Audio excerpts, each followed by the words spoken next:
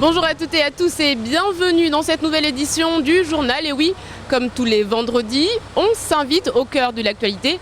Et aujourd'hui, eh bien, nous sommes tout simplement au cœur des locaux de Matisse avec moi. Aujourd'hui, Nicolas Rupert, le directeur adjoint de la société. Nous reviendrons avec lui sur l'actualité. Ce sera juste après les titres de ce journal.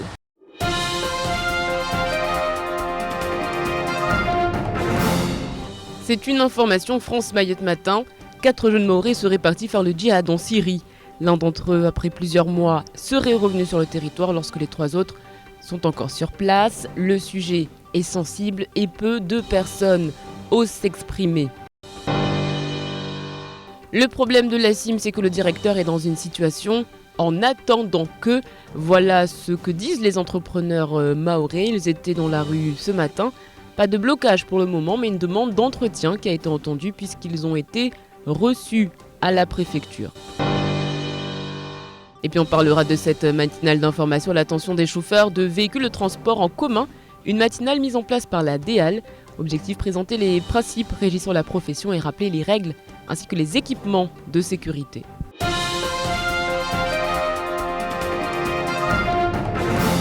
Et je vous le disais en titre, Mayotte n'est aujourd'hui pas épargnée par la montée de la radicalisation de l'islam. Le djihad, les médias en parlent de plus en plus. Aujourd'hui, on apprend que 4 jeunes Mahorais seraient partis en direction de la Syrie pour accomplir le djihad. L'un d'entre eux serait revenu. Pourtant, ici, à Mayotte, impossible d'avoir plus d'informations. Une chape de plomb plane autour de cette affaire, Shakila Issouf. Le djihad domine l'actualité dans le monde, ainsi Mayotte ne fait pas exception. On apprend ce matin que 4 jeunes Mahorais ont quitté le territoire pour se rendre en Syrie faire le djihad. Moi j'ai fait mes études à Syrie et je comprends bien que les gens qu'ils ont organisés pour le moment, les partis politiques qui sont dit que c'est une partie de djihad, ce ne sont pas des partis djihad, ce sont des partis politiques, mais ils ont pris l'islam pour utiliser.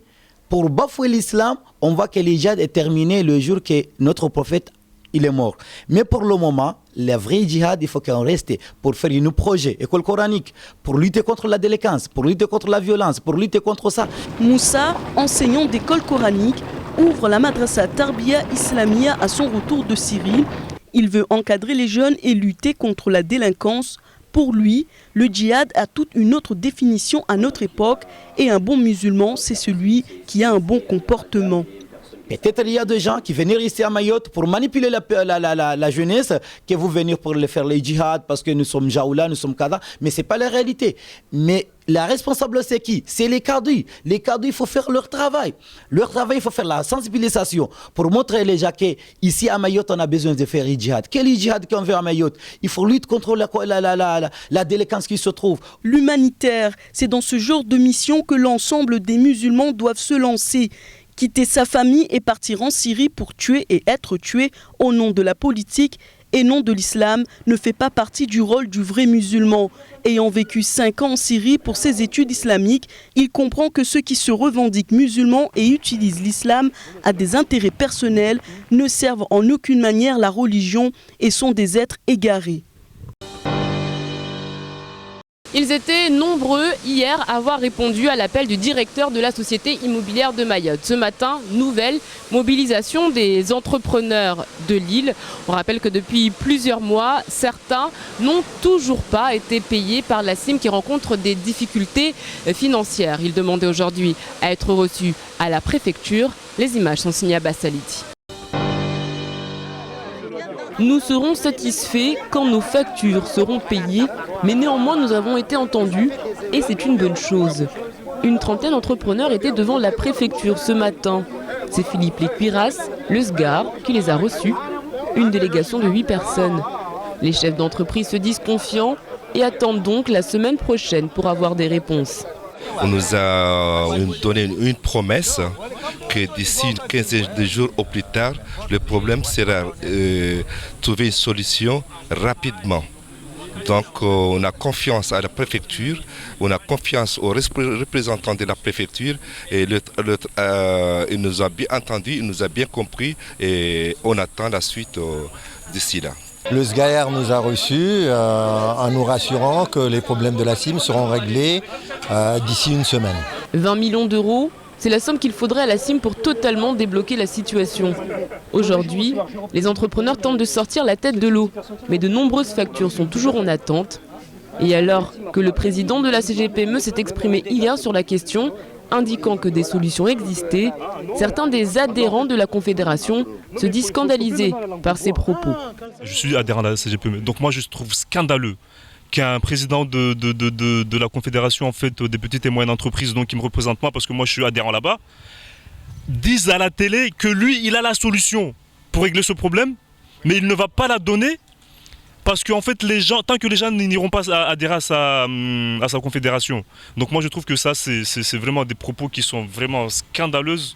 Hein, et pour ça, moi déjà, de toute façon, la CGPME, de toute façon, je ne vais plus y aller. Parce que franchement, c'est pas quelqu'un qui défend les intérêts en fait, de Mahorais, de l'économie mahoraise. Lui, il est là, on dirait qu'il a peut-être ses intérêts, je ne sais pas où ils sont, mais bon, voilà.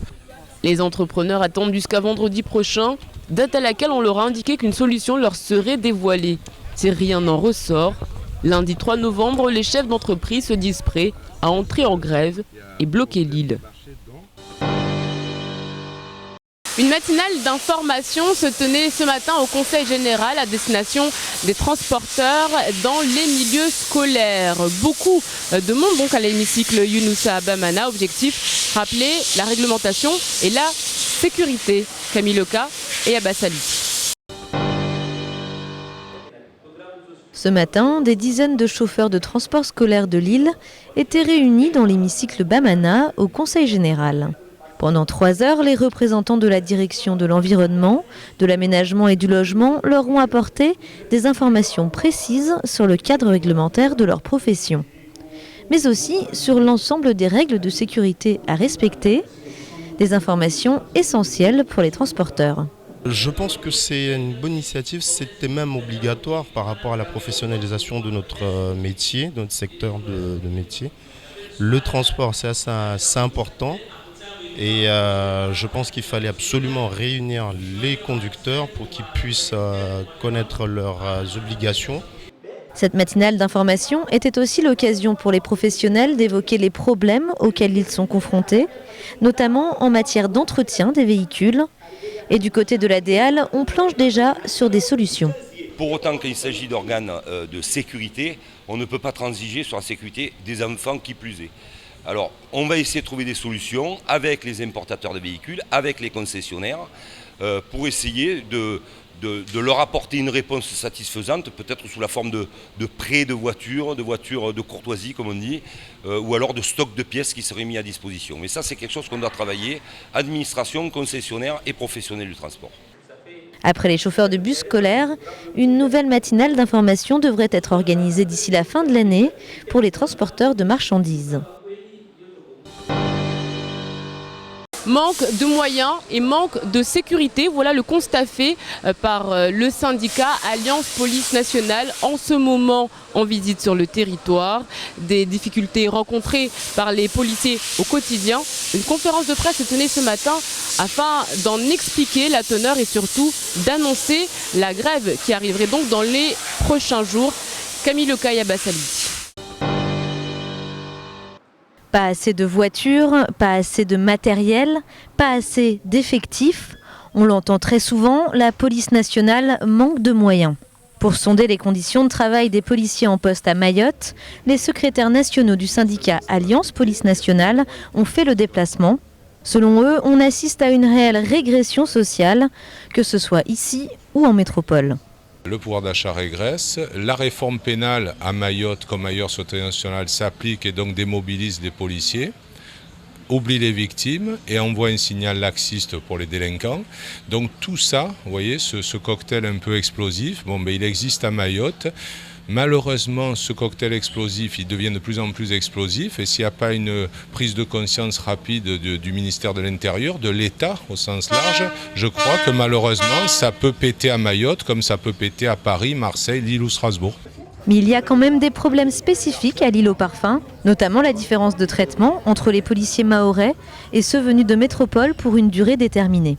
Nous, on demande que l'alignement des allocations familiales de tous les policiers à Mayotte, que les collègues sous contrat et l'indexation, parce qu'il y a des décrets qui disent qu'ils ont droit à l'indexation, donc qu'on prenne en compte les anciennités des collègues locaux, parce que quand on est intégré au 1er août 2004,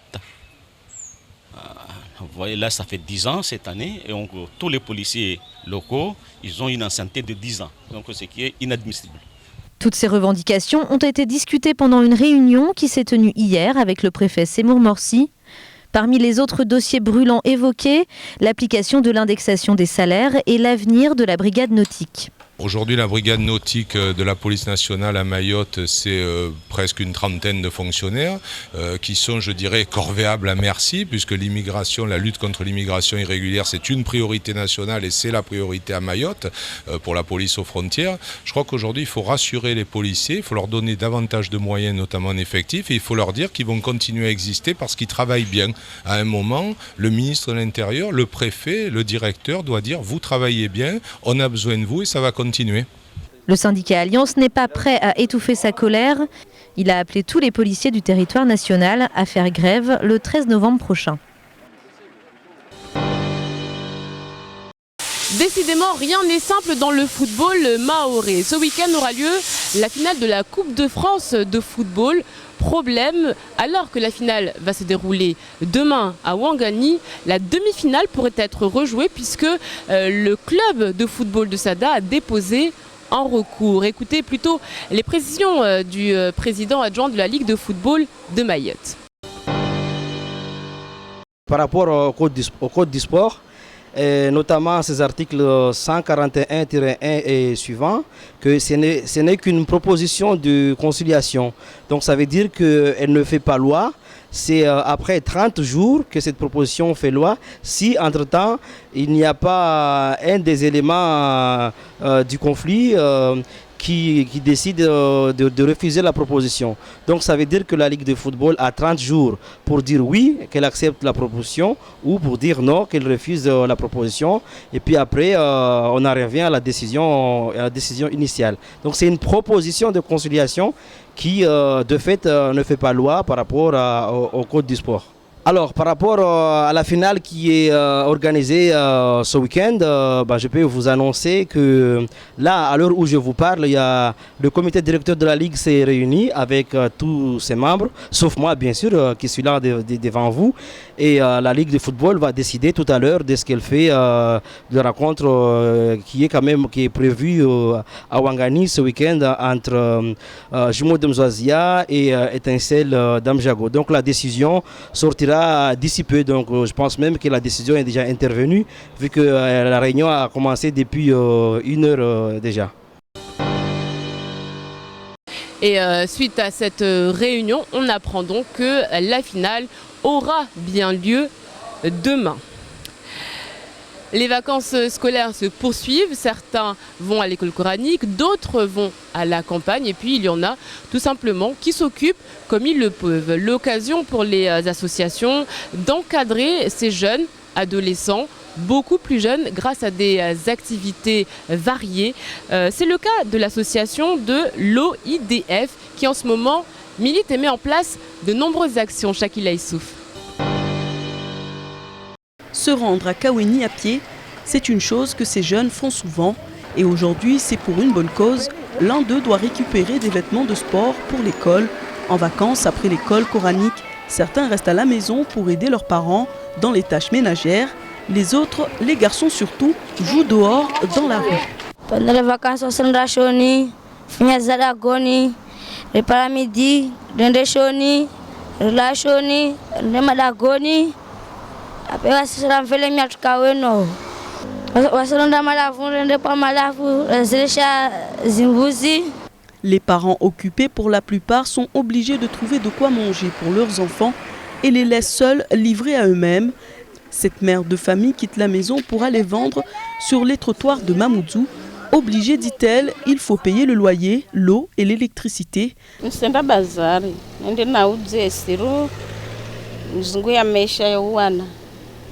Anaya fardi banende na zungu na ikatsanda tsoparashahulana leo lezangu. Sina papier na parhazi nafanya. Les associations lancées dans la lutte contre la délinquance mettent tout en œuvre pour encadrer les jeunes. Nous retrouvons la reine qui encadre les jeunes de Cavani grâce au foot. Donc c'est une association IDEF, c'est un organisme de formation qui est au siège de Cavani, qui met des actions de jeunes vacances sur des sports, de multisports pour livrer contre la délinquance, la violence pour les jeunes de la commune. Et il y a plein de sites sur toute l'île, à Tingoni, à Bandélé, à Kaweni, sur Cavani, sur Mtsapéré. Il faut parler aux jeunes, c'est ce que l'ensemble des associations qui luttent contre la délinquance font. Les mairies en manque de moyens travaillent en collaboration avec les associations qui les sollicitent. Le pourcentage des jeunes dans la population augmente, mais les structures manquent pour pouvoir accompagner et éduquer cette jeunesse. Et puis, regardez cela, ça s'est passé ce matin du côté de Tsunzu, c'est l'image insolite du jour. Vous ne pouvez pas le sentir et vous avez bien de la chance, un camion d'assainissement a rencontré des difficultés ce matin du côté de Tsunzu. Tout ce que contenait le véhicule s'est tout simplement déversé sur la route. Les forces de l'ordre qui ont dû faire la circulation et les riverains ont été plus qu'embêtés par les odeurs. C'était au niveau d'Indodane que la portière n'aurait pas tenu. Voilà des images plutôt impressionnantes qui ont été donc filmées ce matin. Et puis nous, c'est tout simplement l'heure pour nous de se rendre du côté de l'actualité en bref dans votre journal.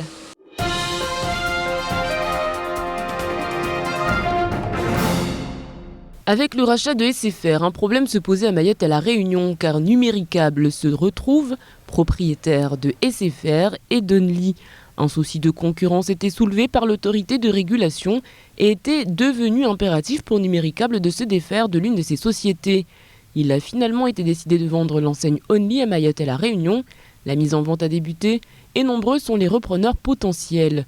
Mayotte pourrait profiter de ce changement de tête grâce au premier métier de Numéricable, le câble.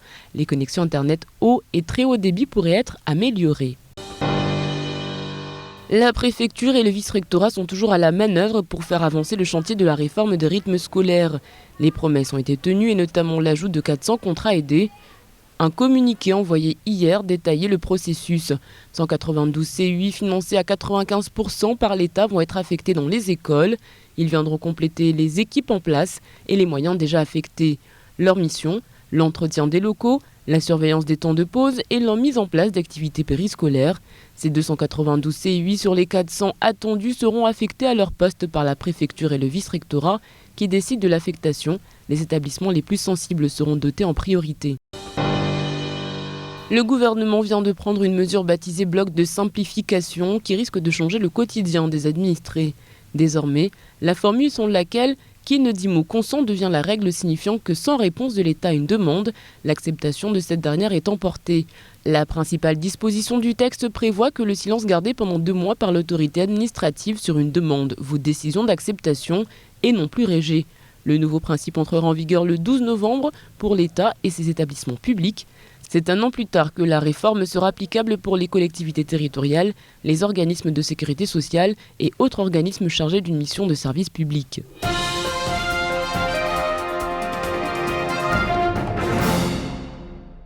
« 28 ans de carrière et un visage que l'on n'oublie pas. On ne le présente plus. Le chanteur Salim Al-Amir est en ce moment même à Mayotte. Il est arrivé hier pour 3 concerts exceptionnels. L'occasion pour nous de le rencontrer. C'est le portrait de la semaine. Il est signé Shakila Issouf.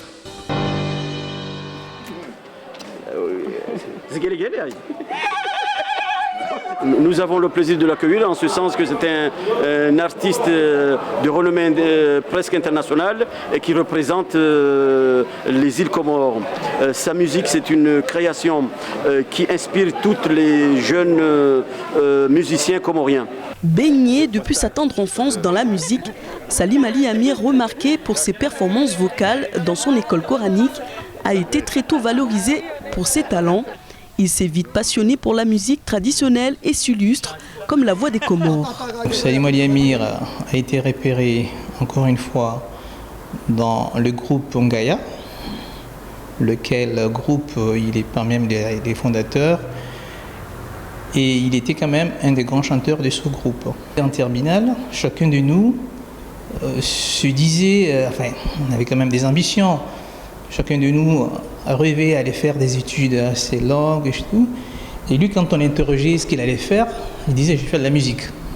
C'est vrai qu'à l'époque, on se disait, mais attends, la musique, c'est pas une discipline. Donc voilà. Et c'est vrai, on ne comprenait pas. Mais lui, il avait quand même cet amour de la musique et il se disait depuis que ce que je voudrais faire plus tard, c'est de la musique. D'ailleurs, il a chanté, parmi ses chansons, il y a une chanson laquelle il a montré un petit peu à quel point on le charriait un petit peu, parce que les gens pensaient qu'il n'allait pas arriver, qu'il n'allait pas réussir dans sa vie avec la musique. Et dans cette chanson, il disait à quel point certains le charriaient, à quel point certains le trouvaient un petit peu barjot en fait. Accueilli par l'association Ujamaa Moroni Maoré, l'artiste donnera 3 concerts, le 24 octobre à l'Abattoir, le 25 à Kombani et le 31 à Mtsapéré. Sa musique parle de sujets de société qui touchent les îles de la Lune. Il a commencé à chanter à l'âge de 14 ans. Il perd son père 2 ans plus tard. En tant que fils de la famille, il a très tôt développé le sens des responsabilités et pris soin de ses petites sœurs. Grâce à la musique, il pouvait soulager financièrement sa mère. Très proche de sa famille, il fait le choix de rester à Moroni avec ses 4 sœurs et ses 2 frères. Tout d'abord, il faut aimer ce qu'on fait. Moi, j'ai toujours aimé la musique et je fais une profession, je ne fais que ça. Et malgré tous les problèmes qu'on a rencontrés chez nous, mais j'ai toujours tenu. Je fais toujours de la musique, j'ai mon studio d'enregistrement, je travaille avec d'autres artistes, je les encourage, je les aide dans les différents enregistrements. Et je suis aussi à la production de Studio 1 qui produit pas mal de jeunes. Donc je suis dans ce milieu-là depuis, ça fait 28 ans que je travaille là-dessus et voilà, je continue. Maintenant, comment vous trouvez l'accueil ? Chaleureux, malgré qu'il est 18h, mais je trouvais que ça a été chaleureux. Et je retrouve mes amis d'enfance et je retrouve aussi des amis de Mayotte qui sont là. Découverte et révélé par RFI en 1983, il est reconnu aujourd'hui comme le porte-drapeau de la musique locale comorienne. Il est souvent sollicité pour faire des concerts de Touarab dans les mariages et partage ainsi la vie de bon nombre de Comoriens et de différentes communautés de la région. Du Touarab au Mgojo, il ne véhicule qu'un seul message pour l'humanité, la paix qu'il semble avoir trouvée dans une de ses chansons les plus célèbres, Oumouézi. Je vous le disais donc en début de journal, Nicolas Ruppert nous accueille dans les locaux de Matisse à Longoni. Monsieur le directeur adjoint, bonjour. Bonjour. Alors avec vous, on revient donc sur cette matinale d'information. Ça se passait au Conseil général, mise en place par la DEAL. Aujourd'hui, est-ce que les transporteurs dans les milieux scolaires ont encore besoin d'être informés, d'être formés? Alors, comme vous le disiez, aujourd'hui, une matinale d'information a été initiée par la DEAL. Il y avait également la DIECT qui était présente et le Conseil général. Cette matinale d'information avait pour objectif d'informer les transporteurs, mais aussi leurs conducteurs de leurs droits et surtout de leurs devoirs lorsqu'ils sont sur du transport scolaire notamment. Et pour répondre à votre question, oui, on a tout à fait besoin actuellement de former et d'informer l'ensemble des acteurs du transport scolaire à Mayotte, des nouveautés, parce que des nouveautés, il y en a beaucoup, et il faut bien entendu qu'on soit à la page, tout simplement. Alors c'est vrai qu'on sait que Matisse accorde une attention toute particulière à ses transporteurs. Il y a beaucoup de formations qui sont mises en place avec les élèves dans les collèges. Aujourd'hui, est-ce qu'il y a encore des comportements à risque du côté de ces transporteurs? Alors du côté des transporteurs, non, je ne pense pas qu'il y ait toujours des comportements à risque. Je ne sais pas s'il y en a déjà eu. En revanche, du côté des élèves, du côté de nos usagers, du côté de la route, il y a toujours des risques. Et il faut toujours être préparé à tous ces risques-là, à affronter tous ces risques-là au quotidien. Quand vous parlez de règles, de nouvelles règles, de devoirs, aujourd'hui, quels sont ces changements par rapport justement à ce milieu scolaire qui est quand même un milieu où il faut prendre beaucoup de précautions. Alors sans être très exhaustif, il y a des changements qui vont survenir, notamment l'éthylotest anti-démarrage. Il s'agit, comme son nom l'indique, d'un éthylotest permettant au conducteur, permettant au bus de ne démarrer que si le conducteur n'a pas absorbé d'alcool. C'est une des grandes nouveautés dans le transport, notamment le transport scolaire. En 2015, l'ensemble des véhicules devront être équipés d'éthylotest anti-démarrage. Il y a par ailleurs d'autres devoirs que le conducteur scolaire doit accomplir. Et ce matin a été dressée une liste très précise de ces devoirs, notamment la vérification du véhicule avant le départ, la vérification du matériel, des marteaux-pics, du matériel de sécurité qui doit être à l'intérieur du véhicule. Un chauffeur ce matin a fait une remarque qui était tout à fait plausible, c'est-à-dire qu'il disait on est content de cette matinale parce qu'on ne savait pas ce qu'on encourait si on ne respectait pas ces règles-là. Donc c'est dire s'il y avait besoin de cette matinale. Alors aujourd'hui, Mathis a une nouvelle fois remporté donc, le marché du transport scolaire. Ça veut dire que vous sous-traitez beaucoup, vous travaillez avec de nombreuses sociétés à Mayotte, des sociétés locales. Est-ce que c'est compliqué quand nous, en tant que, on va dire, grande entreprise avec une ligne directrice, de travailler avec d'autres personnes qui peut-être ne pensent pas ou n'ont pas les mêmes règles qu'une entreprise mère? Alors compliqué, non. Il faut bien entendu avoir une certaine organisation, une certaine structuration. J'estime que l'on a tout ce qu'il faut à l'heure actuelle pour pouvoir assumer tout cela. Non, ce n'est pas compliqué de travailler avec les transporteurs locaux. On les estime plus comme des partenaires maintenant que des sous-traitants tout simplement. Qu'est-ce qu'il faut retenir finalement de cette matinale? On rappelle que d'ici à la fin de l'année, il va y avoir un bilan, mais c'était quand même important de réunir tout ce monde au Conseil général. Finalement, plusieurs heures de discussion, de débats assez vifs, assez animés. Quel est le bilan? Alors pour notre part, bilan très positif pour la simple et bonne raison que nous étions une centaine ce matin à l'hémicycle Bamana. Donc l'information est passée au plus grand nombre, c'est important, et très positif parce que tout simplement le transport mahorais se professionnalise et on a besoin de se professionnaliser, de s'améliorer. Il ne faut jamais se dire qu'on est parfait, on est loin d'être parfait, on s'améliore au quotidien. Donc un bilan très positif pour nous. Alors vous, en tant que on va dire, société de transport scolaire, vous accordez beaucoup d'importance, on l'a dit, à la sécurité des jeunes. Est-ce que vous avez noté une évolution à travers, par exemple, les films que vous avez réalisés, à travers les actions que vous avez menées? Vous, quel est le constat aujourd'hui? Alors le constat à ce jour, on pourrait dire que nos actions commencent à payer.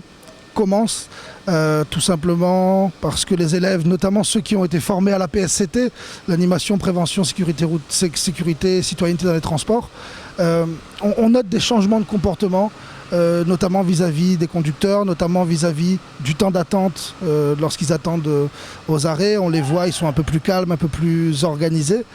En revanche, on doit faire face au quotidien à la délinquance.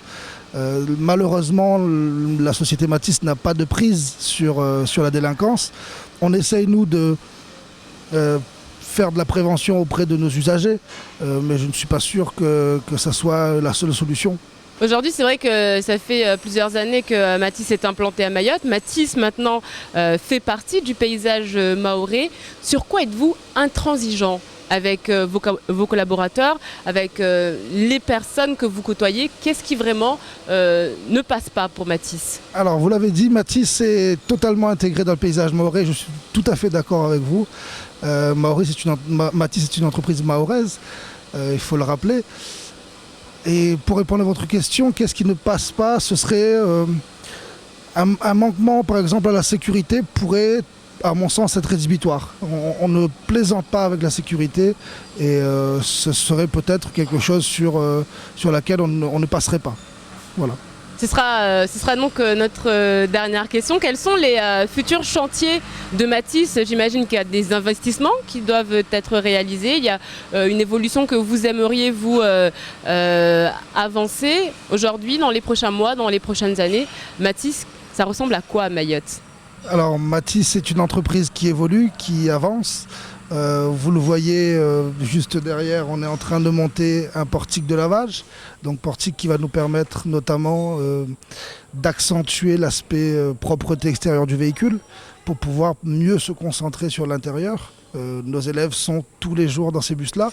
On se doit d'avoir des véhicules qui sont confortables et propres. On est également sur une politique de renouvellement de parc qui est assez importante. Sur les 5 prochaines années, maintenant les 4 prochaines années, nous prévoyons d'acheter une vingtaine de véhicules neufs de grande capacité, de 59 places, afin de renouveler le parc et de maintenir l'âge moyen du parc à quelque chose de raisonnable. Merci beaucoup Nicolas Ruppert d'avoir répondu à toutes nos questions. On rappelle donc cette matinale d'information qui a eu lieu ce matin au Conseil général. Et merci de nous avoir accueillis à Longoni. C'est la fin de cette édition. Merci à vous de l'avoir suivi. Dans quelques instants, la météo d'Ornella-Périne, suivi du journal en mahorais, puis du temps de parole. Demain, n'hésitez pas à souhaiter une bonne fête à Crépin. Demain également à 19h, les rendez-vous de l'info présentés par Amina Ariti. Et puis dimanche, eh bien, c'est votre rendez-vous culinaire avec Nemati et Mariam. Excellent week-end à toutes et à tous. Restez connectés sur KTV. On se retrouve nous lundi pour un nouveau journal. Kwaheri.